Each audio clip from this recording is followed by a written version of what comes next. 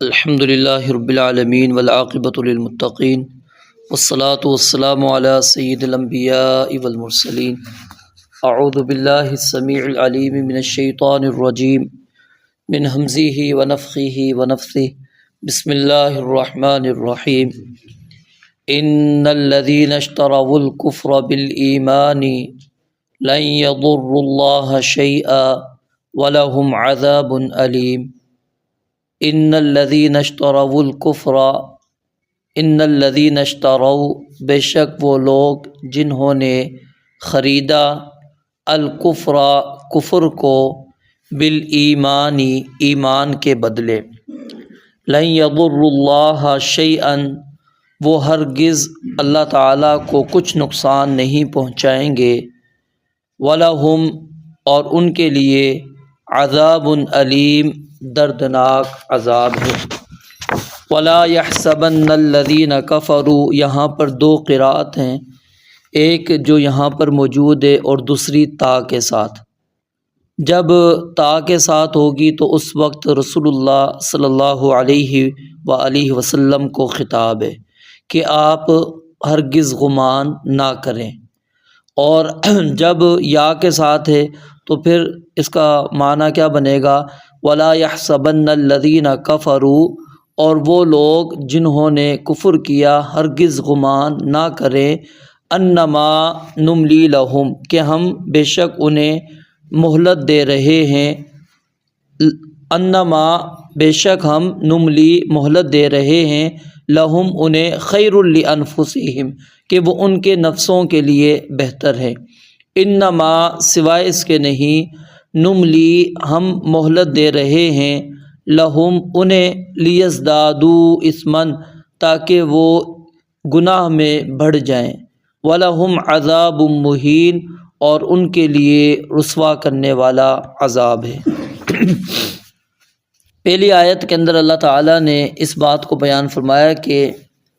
کافر لوگ ایمان کو بیچ کر کفر کو خرید رہے ہیں۔ یہ پیچھے ہم نے جب سورہ بقرہ کی آیت پڑھی تھی اولئک الذین اشتروا الضلالۃ بالہدی فما ربحت تجارتہم وما کانوا مہتدین، وہاں اس چیز کی وضاحت میں نے کی تھی کہ سودا جو ہوتا ہے وہ ایسا ہوتا ہے کہ جس کے اندر انسان کو امید ہوتی ہے نفع کی، اور پھر کوئی چیز دی جا رہی ہوتی ہے اور کوئی چیز لی جا رہی ہوتی ہے، یعنی محسوسات جو محسوس ہو سکتی ہے، ہم اس کو ٹچ کر سکتے ہیں، ان میں خرید و فروخت چلتی ہے۔ جو غیر محسوسات ہوتی ہیں اس کے اندر خرید و فروخت نہیں۔ تو اللہ تعالیٰ نے یہاں پر یہ چیز کیوں اس کو خرید اور فروخت کے ساتھ اس کی تشبیہ دی ہے؟ کیونکہ جس طرح کہ اصل چیز تجارت کے اندر خرید و فروخت میں کیا ہوتا ہے کہ انسان اگر کوئی چیز اپنی بیچ رہا ہے تو وہ فائدے حاصل کرنے کے لیے بیچ رہا ہوتا ہے کہ یہ چیز میں نے اگر 10 روپے کی لی ہے تو مجھے 15 روپے مل رہے ہیں اس کے، تو میں بیچ دوں گا، کیوں؟ مجھے اس میں 5 روپے منافع مل رہا ہے۔ اگر مجھے اس میں 5 روپے نقصان ملے تو میں کوشش کروں گا کہ اس کو نہ بیچوں۔ تو انسان کوشش یہ کرتا ہے کہ مجھے نفع ملے، مجھے فائدہ ہو، فائدہ حاصل، اور خریدار بھی وہ بھی اسی کوشش میں ہوتا ہے کہ یہ مجھے سستی چیز ملے، مجھے اس کے اندر کچھ پیسے بچ جائیں، اور پھر اسی وجہ سے انسان ایک نہیں، دو نہیں، 4 5 6 دکانیں اور پھر حتیٰ کہ پوری مارکیٹ بھی گھومتا ہے صرف اس وجہ سے کہ کہیں سے 2 روپے 1 روپیہ سستی مجھے چیز مل جائے، اور جہاں سے اس کو روپیہ 2 روپے سستی ملتی ہے وہاں سے وہ چیز خرید لیتا ہے۔ تو یعنی انسان کی بھی حرص یہی ہے کہ مجھے کچھ نہ کچھ نفع ملے، چاہے وہ بیچنے والا ہے چاہے وہ خریدنے والا ہے، دونوں کے اندر یہ چیز ہوتی ہے۔ اب یہاں پر یہ غیر محسوسات ہے، یعنی کہ محسوس نہیں ہوتی کہ ہمیں ہدایت محسوس ہو یا گمراہی محسوس ہو۔ تو اللہ رب العالمین نے یہاں پر جو مثال بیان فرمائی ہے وہ کون سی ہدایت ہے جس کو انسان بیچ کر کفر کو خرید رہا ہے؟ کوئی بتائے گا بھائی کہ جس ہدایت کو انسان بیچ رہا ہے اور کفر کو خرید رہا ہے؟ فطرت، جس فطرت پر اللہ تعالیٰ نے ہمیں پیدا کیا ہے نا، وہ فطرت انسان گویا کہ بیچ رہا ہے۔ اللہ کے نبی علیہ الصلوۃ والسلام نے فرمایا نا کہ ہر بچہ فطرت پر، دین پر پیدا ہوتا ہے، پھر اس کے والدین اس کو یہودی بنا دیتے ہیں، عیسائی بنا دیتے ہیں، مجوسی بنا دیتے ہیں۔ گویا کہ وہ جو فطرت اللہ تعالیٰ نے اس کے اندر رکھی تھی، فطرت اللہ التی فطر الناس علیہا، جس کے اوپر اللہ تعالیٰ فرماتے ہیں ہم نے انسان کو پیدا کیا تھا، اب وہ اس فطرت کو تبدیل کر رہا ہے، اس فطرت کو کیا کر رہا ہے؟ تبدیل کر رہا ہے، وہ کفر کو خرید رہا ہے۔ وہ جو فَأَبَوَاهُ يُحَوِّدَانِهِ أَوْ يُنَصِّرَانِهِ أَوْ يُمَجِّسَانِهِ، اب وہ ادھر چلا گیا ہے کہ وہ اس کے والدین، اس کا معاشرہ، اس کے عزیز و اقارب، اس کے رشتہ دار، دوست احباب، اس کو وہ کیا ہے؟ کافر بنا رہے ہیں۔ تو گویا کہ یہ بندہ کفر کو خرید رہا ہے اور ایمان کو بیچ رہا ہے۔ تو اللہ رب العالمین فرماتے ہیں جن لوگوں نے کفر کو خرید لیا ایمان کے بدلے، یعنی ایمان بیچ دیا اور کفر خرید لیا، ایک تو یہ فطرت والی آ گئی، اور پھر جب بندہ مسلمان ہو جائے تو پھر تو وہ تو واضح ہے بالکل کہ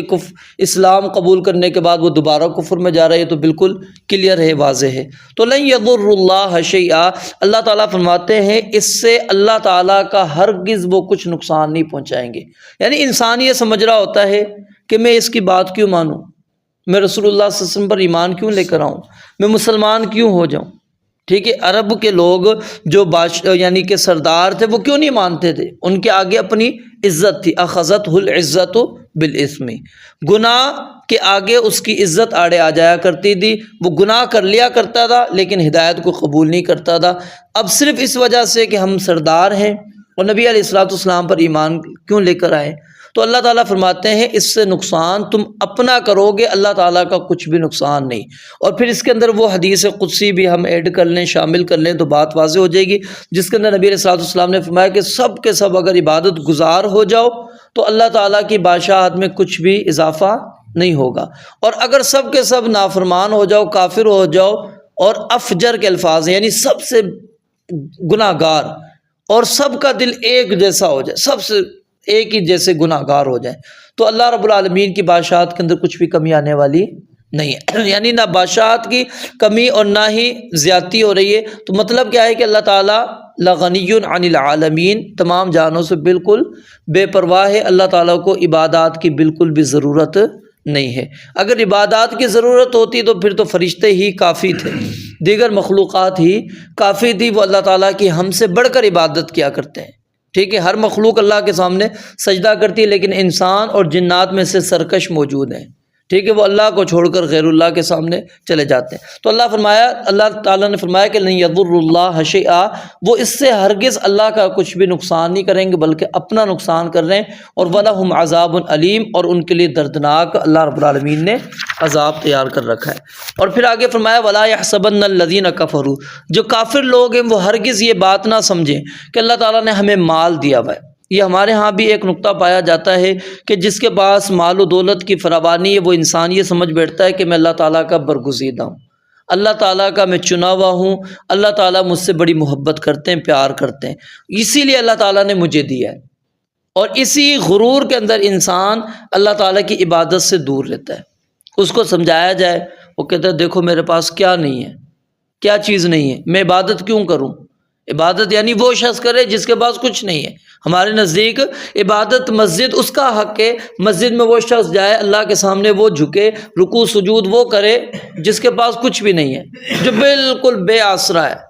کسی چیز کا کسی کو کوئی آسرا نہیں ہے۔ وہ کہتے ہیں پھر تم جاؤ اللہ تعالیٰ کی طرف، حالانکہ اللہ رب العالمین فرماتے ہیں کافروں کو جو ہم نے یہ مال و دولت دے رکھا ہے اس سے یہ ہرگز یہ کافر نہ سمجھے کہ انما نملی لہم، کہ ہم ان کو ڈھیل دے رہے ہیں، تو یہ ڈھیل دینا خیر لانفسہم، ان کے نفس کے لیے بہتر ہے، یہ بہتر نہیں ہے،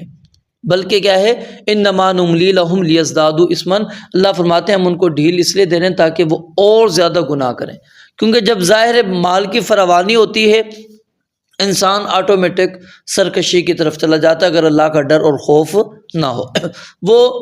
نافرمانیوں کے اندر بڑھ چڑھ کر حصہ لیتا ہے۔ اور سورہ آگے بنی اسرائیل کے اندر آپ پڑھیں گے اللہ رب العالمین نے فرمایا کہ جب ہم کسی قوم کو ہلاک کرنا چاہتے ہیں تو امرنا مترفیہا،